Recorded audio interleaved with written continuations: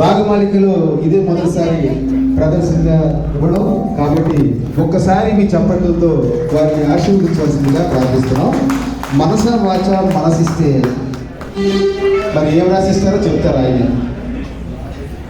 ఇంకొక విషయం ఏంటంటే శివనారాయణ గారు హర్షప్రియ కూడా తండ్రి కూతురు.